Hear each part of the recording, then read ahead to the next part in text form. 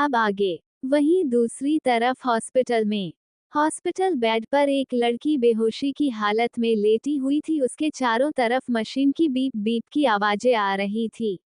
वो लड़की दिखने में बहुत ही ज्यादा वीक लग रही थी। उसका पूरा फेस पीला पड़ चुका था। तभी एक झटके से वो लड़की अपनी आंखें खोलती है। इस वक्त उस लड़की की सांसें किसी बुलेट ट्रेन के रफ्तार से चल रही थी। वो अपनी हैरत भरी नजरों से चारों ओर देख रही थी। उसके चेहरे पर इस वक्त हैरानी के भाव थे। मैं तो मर गई थी, तो फिर मैं जिंदा कैसे हो गई? जी हाँ, ये लड़की कोई और नहीं, माही थी। धीरे धीरे माही को इस लड़की की धुंधली धुंधली याद दिखाई देने लगता है। जिस लड़की की बॉडी में वह है, वो कोई और नहीं अवनी मेहरा होती है, जिसकी मौत खाई में गिरने की वजह से हो गई थी। माही इस वक्त अपने ख्याल में खोई ही थी। तभी उसके कानों में एक रोबोटिक आवाज सुनाई देती है। माही उस आवाज की ओर देखती हैं जहां एक वाइट रोबोट हवा में उड़ रहा था। वो रोबोट माही को देखते हुए अपने रोबोटिक वॉइस में कहता है, मिस माही, आप नोबेल में आ गई है। उस रोबोट की बात सुन माही को यकीन नहीं हो रहा था। माही बेड से खड़ी होते हुए वॉशरूम की ओर दौड़कर जाती है। माही जब बाथरूम में आती है तो उसकी नज़र बाथरूम के बड़े से मिरर पर जाती है, जहां एक अलग ही चेहरा उसे दिख रहा था। माही को ये चेहरा कुछ जाना पहचाना लग रहा था। तभी उसे याद आता है, ये नोबेल की विलन है, जो नोबेल के मेन लीड, जिसका नाम आदित्य राठौर था, उससे प्यार करती है। अवनी आदित्य के पीछे पूरी तरह से पागल थी। लेकिन आदित्य अवनी को बिल्कुल भी पसंद नहीं करता था। अवनी ने ना जाने कितने ही बार आदित्य को प्रपोज किया था, लेकिन आदित्य हर बार अवनी को रिजेक्ट कर देता था। लेकिन अवनी को उम्मीद था कभी ना कभी आदित्य उसके प्रपोजल को एक्सेप्ट जरूर करेगा, लेकिन ऐसा कुछ भी नहीं हुआ। अवनी अपने फैमिली से बेइंतहा नफरत करती है। बचपन से ही वह अपनी फैमिली से अलग रहती है। धीरे धीरे माही को अवनी की फैमिली के बारे में पता चलता है। अवनी की फैमिली में उसके दादी दादू, चाचा चाची, उसकी कजिन सिस्टर और step mom and step sister Siya रहती है। अवनी की जान आदित्य की वजह से गई थी। आदित्य की तरफ से रिजेक्शन के बाद अवनी बहुत ही ज्यादा ड्रिंक हो चुकी थी। उसे आदित्य के बार बार रिजेक्शन बर्दाश्त नहीं हो रहे थे। अवनी बहुत ही ज्यादा हट हो चुकी थी अपने दुख को भुलाने के लिए। उसने कुछ ज्यादा ही ड्रिंक कर लिया था, जिस वजह से उसकी कार एक खाई में जा गिर और ऑन द स्पॉट अवनी की मौत हो गई। और उसी वक्त माही की सोल अवनी की बॉडी में आ गई। माही ने नोबेल पढ़ा था, उसमें अवनी का चेहरा दिखाया गया था। अवनी दिखने में बहुत ही बदसूरत है, लेकिन उसके बहुत से सीक्रेट है जो किसी को भी नहीं पता था। अवनी जैसी दिखती है वैसी वह है नहीं, ना जाने कितने ही राज है उसके, जो पूरी दुनिया से छुपी हुई है। माही यह सब याद कर ही रही होती है। तभी वह रोबोट जो कुछ देर पहले माही के साथ मौजूद थी, वह रोबोट अब धीरे धीरे एक लड़की में बदल रही थी।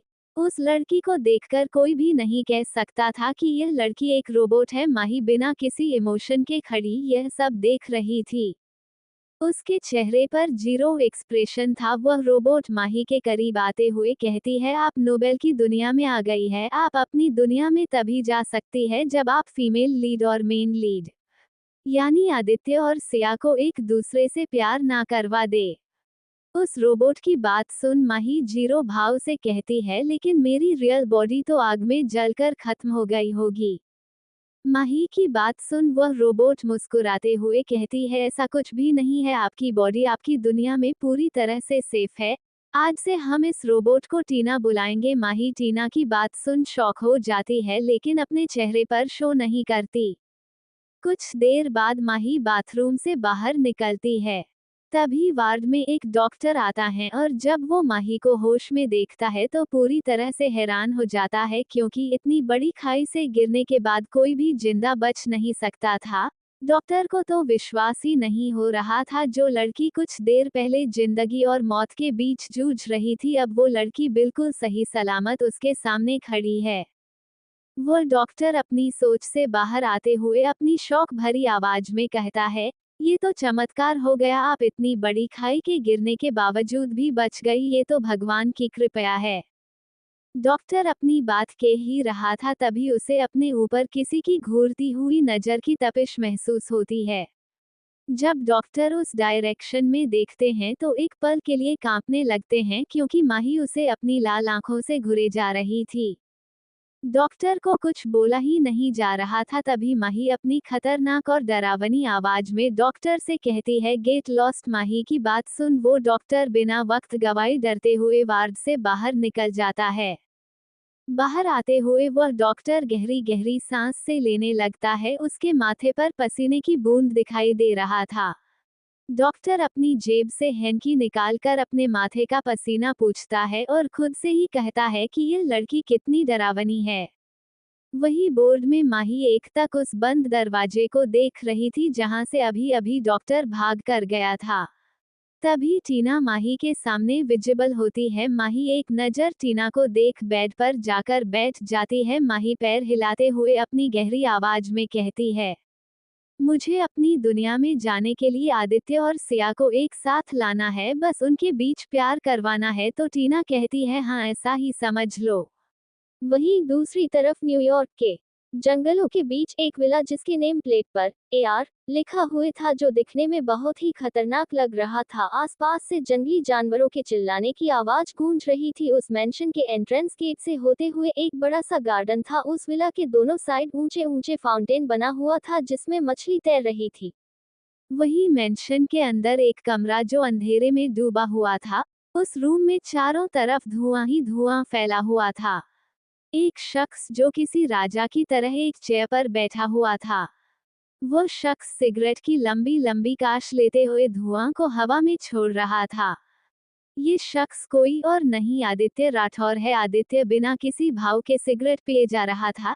तभी बाहर से दरवाजा नॉक करने की आवाज आती है, जिसे सुन आदित्य अपनी ठंडी मगर खतरनाक आवाज में कहता है, कमिंग। आदित्य की परमिशन मिलते ही उसका पीए मोहित अंदर आता है। आदित्य एक कोल्ड नजर मोहित पर डालते हुए अपने कठोर वॉइस में कहता है, स्पीक। आदित्य की बात सुन मोहित डरते हुए कहता है, बॉस हमें इंडिया जाना होगा, दादाजी का फोन आया था।